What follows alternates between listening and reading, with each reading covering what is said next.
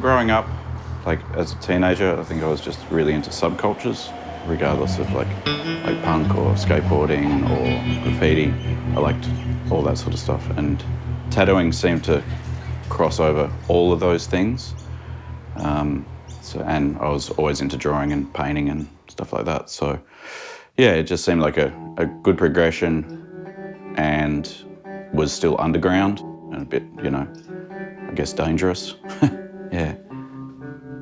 I didn't really have any concept of what the tattooing was like before I started getting into it, because I didn't grow up around with anyone that had tattoos. No one in my family still doesn't have any tattoos. All the people I knew that I met that had any tattoos were from America. Yeah, I just sort of jumped in. My concept when I got tattooed was that I wanted to do tattoos, so I figured if I was going to do them, I need to get them, and if I couldn't handle getting them, then I shouldn't be tattooing. So, yeah, it was pretty rock and roll, definitely when I started. Yeah, was that a good one? Tell me a bit about this.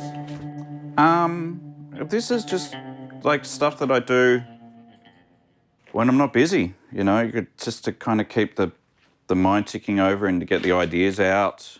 And I've always painted a lot, but then during COVID, because I wasn't tattooing, obviously I just got right into painting and trying to paint in sets and in different styles each set, and you get a little bit pedantic about it and stuff like that. So yeah, there's just tons of stuff. Is there particular themes going on? Not really, because I don't tend to sketch anything before I start painting. I'll just draw it straight on the paper, and I'll have an idea, but then generally I just see what happens, I mean, in terms of misconceptions, I think a lot of people don't realise how much work we put into outside of just doing the tattoo, like learning about machines and the amount of time you have to spend drawing, especially if you're doing custom work, the amount of time you spend outside of work not seeing people or not hanging out with people just to get drawings done. I think a lot of people don't realise that it's kind of nerdy. If you really want to be good at it, you really got to do your research, you really got to, buy the books or, go and get tattooed and all that sort of stuff. You've got to do that to learn it properly and to appreciate it, I guess. So, yeah, it can be a pretty solitary existence sometimes, Well, the main person who taught me how to tattoo was a guy called Smear.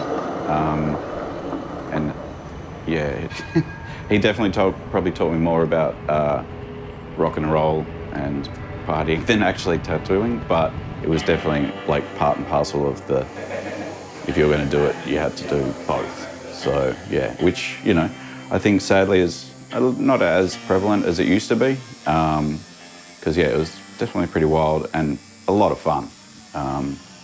Only fights I've ever been in my life were involving him, so yeah.